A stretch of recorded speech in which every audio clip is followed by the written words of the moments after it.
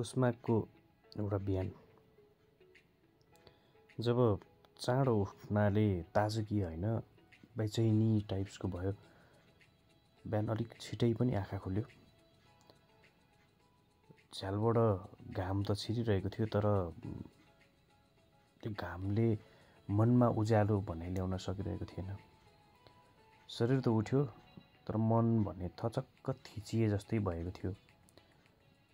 So फेरि सुत्ने त कुरै भएन, बरु बाहिर निस्के। बाहिर त्यही हो, काठमाडौँको धुवाँ, हल्ला, भिड, झन् बेसुर जस्तो लाग्यो। त्यो बेला मनमा एउटा विचार आयो, फुत्त कतै निस्क्यौँ न त बाहिर, मतलब कतै हिँडिदिउँ, जता पाइलाले लान्छ जस्तो खालको भयो। त्यही भएर म सिर्फ फुर्सद बोकेर काठमाडौँको कलङ्कीतिर लागेँ। कलङ्कीमा पुग्दा नपुग्दै पोखरा पोखरा पोखरा पोखरा पोखरा पोखरा पोखराको एउटा माइक्रो भेटाएँ। चुपचाप पछाडिको सिटमा गएर बसेँ। अब एक्लो फोनको लागि त्योभन्दा अर्को उपयुक्त ठाउँ गाडीमा कहाँ नै हुन्छ र। त्यसपछि यात्रा अगाडि बढ्यो। सडकको खाल्डाखुल्डी त त्यही नै हो, यात्रा एकदमै असहज। तर त्यो खाल्डाखुल्डीले लिएको जुन परिस्थिति चाहिँ मेरो मनको हलचलभन्दा चाहिँ कम नै हो।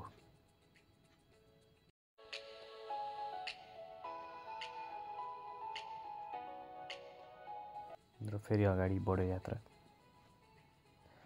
लगभग रात नै पर लाग्यो। मेरो दिमागमा पोखरा भन्दा पनि सायद बन्दीपुर जानुपर्छ भन्ने चाहिँ सोच्यो बिच बाटोबाट। त्यसपछि डुम्रे पुग्दाखेरि झमक्क साँझ परिसकेको थियो। एकजना बौद्ध भिक्षुले मलाई उहाँको कारमा लिफ्ट दिएर बन्दीपुरसम्म पुर्याउनु भयो।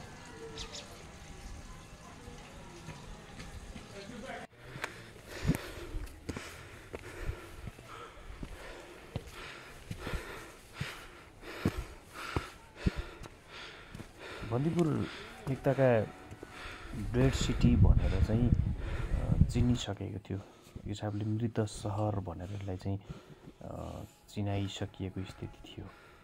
18औं र 19औं शताब्दीमा भारत र तिब्बत बिचको मार्गमा एउटा यो मार्ग यो देश भएर जाने एउटा महत्त्वपूर्ण व्यापारिक केन्द्र पनि थियो बन्दीपुर। व्यापारीहरू चाहिँ कलकत्ता जाने, काठमाडौँ र तिब्बतसँग व्यापार गर्नको लागि यो बन्दीपुरको बाटो चाहिँ प्रयोग गर्थे। त्यस्तै अब गाडीको सुविधा थिएन। अनि बन्दीपुरभन्दा उतापट्टिका पश्चिम पहाडका तनहुँ, कास्की, लमजुङ, गोर्खा, इभन मनाङसम्मको लागि चाहिँ चितवनतिरबाट बाटो सामान लाने, त्यहाँको लागि चाहिँ ढुवानी गर्ने एउटा व्यापारिक नाका जस्तो पनि थियो बन्दीपुर एउटा समयमा।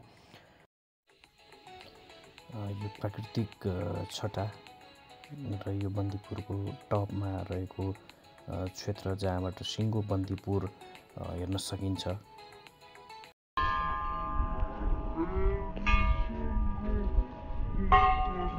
बन्दीपुरको शिरमा रहेको यो थानीमाई मन्दिर, जहाँ गरिएको श्रद्धा र भक्तिभावले चाहिँ मनोकाङ्क्षा पुरा हुने एउटा मान्यता रहिआएको छ। र बन्दीपुर आउने जो कोही पनि यो थानीमाई मन्दिरको दर्शन गर्न चाहिँ बन्दीपुरको कुनामा रहेको पछाडिपट्टिको सिँढीहरू चढेर यहाँ आइपुग्ने चलन छ।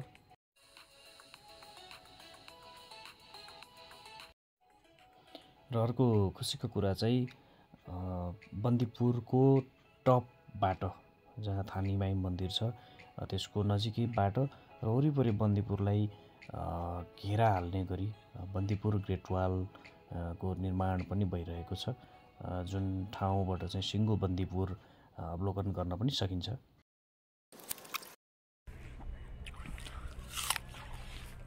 नतारो यो बन्दीपुरको माथिको डाँडा यो थानीमाई मन्दिर, अनि यो चाहिँ मेरो ब्रेकफास्ट बिहानको कति बजी होला, 10 बजी होला। घडी छैन। त्यो हुसु र कुहिरोले तलको बजार चाहिँ चप्पै छोपाएछ। टावर देखिरहेको छ, टावर पनि छुम्लाइ हो।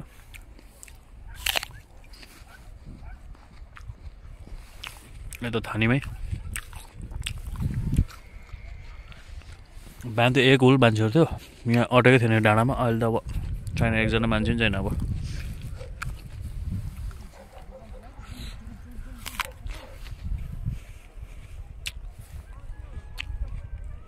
सांस्कृतिक सम्पदा र प्राकृतिक मनोरमताको प्रचार सँगसँगै बन्दीपुर एउटा डेड सिटीबाट टुरिज्म सिटीको रूपमा चाहिँ अहिले विश्वभरि लगभग प्रसिद्ध नै भइसकेको स्थिति छ।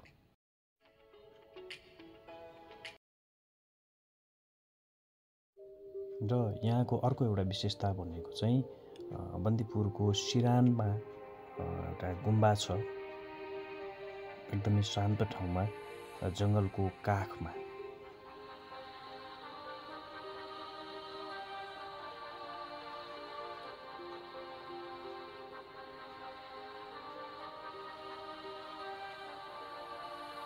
एउटा शान्तिको लागि र एउटा यो विश्राम पनि थियो। मनलाई र शरीरलाई पनि मैले आराम दिनको लागि चाहिँ केही समय त्यो गुम्बामा मैले बिताएँ।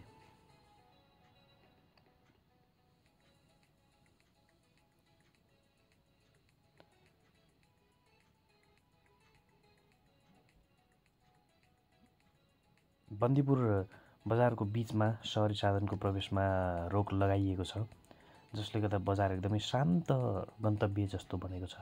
सहरी साधन रहित बन्दीपुर बजारको बीच सडकमा हरेक होटल रेस्टुरेन्ट अगाडि टेबल कुर्सी राखिएका छन्, जहाँ बसेर बजार क्षेत्रको दृश्यावलोकन गर्दै खानपिन गर्न सकिन्छ।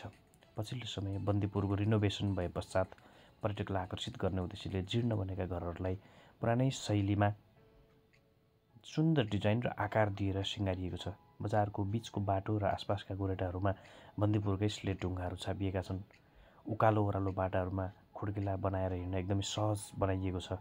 यसरी मेहनत गरेपछि बन्दीपुर वास्तवमा बेहुली झैँ चुटिक्कै सिँगारिएको छ र अहिले बन्दीपुर एउटा सुन्दर पर्यटकीय नगरीको रूपमा परिचित छ। पहाडकी रानी भनेर पनि चिनिन्छ बन्दीपुरलाई। वास्तवमा बन्दीपुर कुनै एउटा स्थान मात्र होइन, यो त समयको एउटा कुनै मोड हो जहाँ एउटा पुरानो नेपालले श्वास फेर्छ। यहाँका ढुङ्गाका पर्खालले इतिहास बोकेका छन्, यहाँका झ्यालका गरिगिरीले सौन्दर्यको कविता लेखेका छन्, जुन सुन्दरता चिच्याउँदैन केवल बोलाउँछ। वास्तवमा बन्दीपुर बजार एकदम शान्त छ। सहरी साधन निषेध गरेकाले पैदल यात्रा गर्नुपर्छ, तर बन्दीपुरको जादु नै यही हो। हिँड्दै गर्दा यहाँका घरहरू जताततै बोले जस्तै लाग्छ।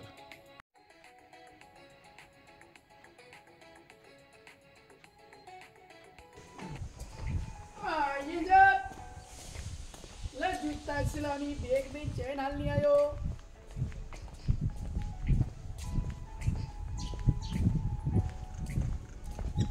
आयो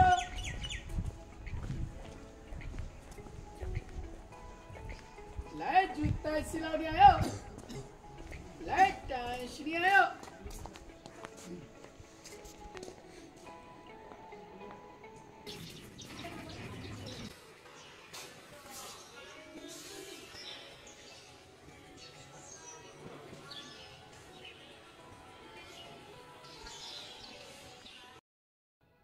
र अर्को एकदमै इन्ट्रेस्टिङ कुरा, अब बन्दीपुर जान आउनको लागि टोलकारको पनि सुविधा चाहिँ थपिएको छ। वास्तवमा बन्दीपुरलाई टेवा दिने अग्ला चट्टानहरू, यो घना जङ्गलहरूको दृश्य हेर्दै हेर्दै केबुल कारबाट चाहिँ बन्दीपुर बजार प्रवेश गर्नुको अथवा बन्दीपुर बजारबाट बाहिर निस्किनुको एउटा मजा छुट्टै नै छ। वास्तवमा मैले बन्दीपुर गएर पनि धेरै ठाउँहरू अझै पनि घुम्न पाइनँ, किनभने म बिना योजना निस्केको थिएँ। एउटा शान्त बजारको मैले परिक्रमा गरेँ र ध्यान गरेँ।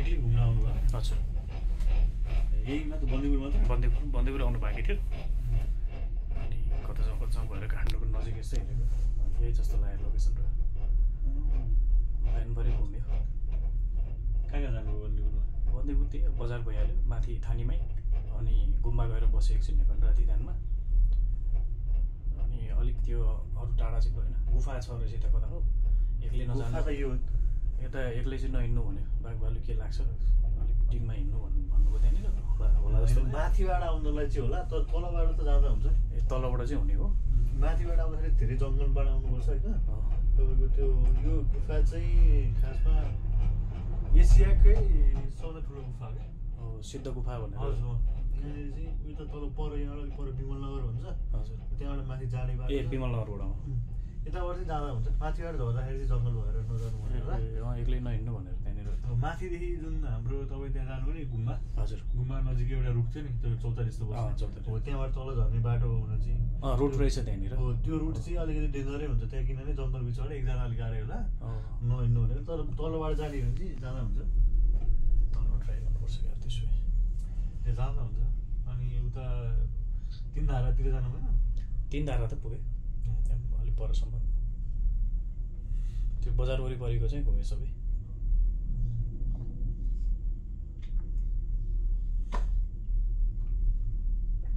माथि नै ग्रेट वाल पनि बन्दै रहेछ होइन त्यो चाहिँ अघिल्लो मेयरले सुरु गरेको हो यहाँ बन्दीपुरको अनि अहिले ऊ छैन मेयर अनि त्यसपछि त्यस्तो के भइरहेको छ त्यहाँबाट उता पर एउटा के सेन भन्नेको एउटा दरबार नै छ अरे मुकुन्द सेन मुकुन्द सेन त्यहाँसम्म चाहिँ ग्रेट वाल जस्तो बनाउने हाम्रो चाहिँ उसले गरेको क्या अरे बन्दैछ अहिले त अलिअलि काम हुँदै थियो अहिले त पहिला चाहिँ अलिक धेरै बनेको हो त्यो पहिला गाउँपालिका अध्यक्ष हुँदाखेरि अहिलेको चाहिँ खासै बिचमा भएको थियो पुरानो प्लान रहेछ होइन